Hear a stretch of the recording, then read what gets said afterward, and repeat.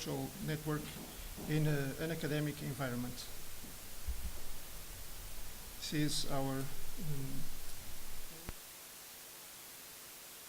this is also a social network based on Elgg. This is used by other universities like Athabasca University, one of the first to implement this kind of social engine in universities. And this is in the right side, this is our first platform, our social platform.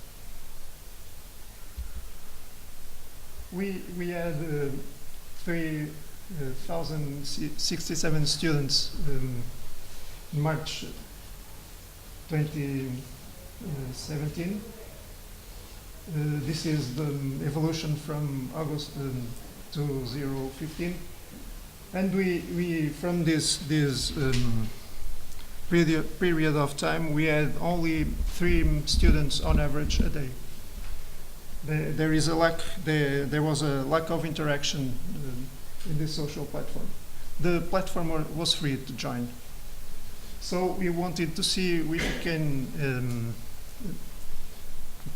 have we have more interaction between students and more interaction with the platform. So we use gamification. This is the definition of gamification. We already saw that. The only thing I would like to add is that generally or mostly we use digital applications to gamification. So we could say that gamification is the use of digital game elements to improve interaction.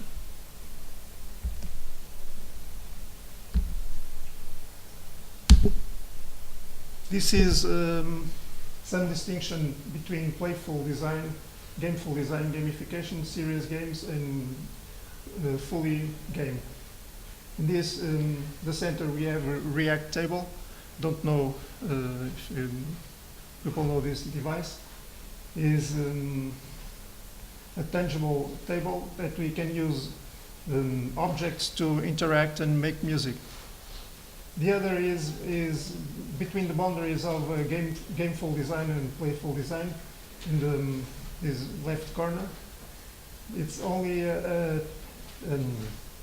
trash can that people can use to put bottles, and the flashes a light and appears some points.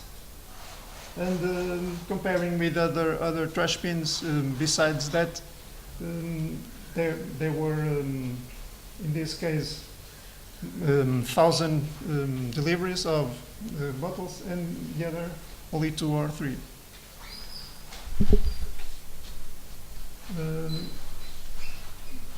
The right corner was Farmville. It's a complete game. That is Super Better, is a gamification platform, and the other is a serious game. We already saw self-determination theory. We have more motivation theories, like Fogg's behavior model. I like to talk about the unified theory of acceptance and use of technology, which is from the information systems field. What is interesting is that in the second UTAUT, the second version of this theory, we see that fun is also a predictor of use of technology. Use design-based research methodology. It is a systematic study of instructional design, implementation, and assessment. We first conducted semistructured interviews with random users of the platform to see what we could improve. Then we made a prototype. We conducted some usability tests, the prototype, and then we proposed implementation of a new platform. Our first interviews were analyst with a grounded theory approach. We started with some 63 codes, and then we reduced it to 16. We have some major categories, like critical factors for success of our platform. The things that were leveraging the use of the students, and things that were inhibiting the use. This is the elements we use in the first prototype, or in the prototype. We use a rating system, a status bar. We use two types of badges, experience and level. And we use a leaderboard. This is the first design, and we have a sidebar with some features that were not in the original platform, like the friends bar and the online users. Then we have the badges, and on the right we have the rating system. The first were very simple badges because we wanted to use the opinions of students to design the badges. This is the results from the prototype usability interviews. They were very consistent in the Likert scale. From they thought the new elements were very useful and very informative. And we gather also the suggestions of the users. This is the performance in terms of timing from the activities. We see there are 3 activities that stands above the average. I cannot see it, but the average is maybe here in 43 seconds. We have the blogs, the favorites. It's a kind of social marketing, and avatar editing. So we came up with these elements for the implementation. We introduced a progress bar, and we had another type of badge that is a challenge badge. This is in the platform that were the challenge badge. We see a progress bar, the activities that the user has completed and others that needed to be done to earn the badge. We see the rating systems.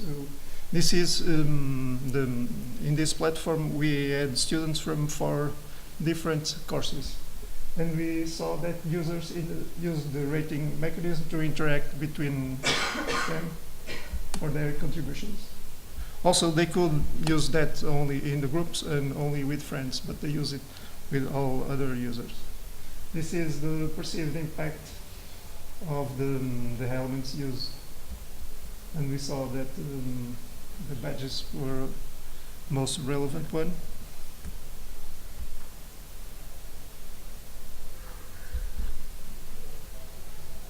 From our unities of analysis on collaboration, we had a response with modes between 1 and 2 in a Likert scale, and for cooperation the same results. From the community of inquiry framework, which we use also as unit of analysis, we saw that the 3 presences were perceived, were present in the opinion of the students. And we could say that the impact was moderately high for social presence, cognitive presence, and a little less high for the teaching presence. From the observations, we saw that users used all functionalities, They used all, and after earning the badge, continued to use that functionalities, which was different from the original platform that users didn't use all functionalities.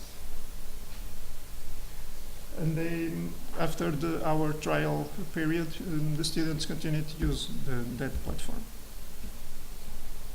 Some ideas we have is the question of autonomy and voluntaries. How can we have autonomy in a compulsory course or in a compulsory gamification learning experience? In case of educational objects, can we create gamified educational objects to be used in lots of contents can be reused and modified by others? And can we use gamification systems to substitute the presence of tutors inside the course?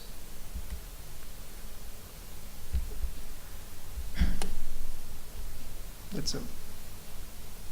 Thank you.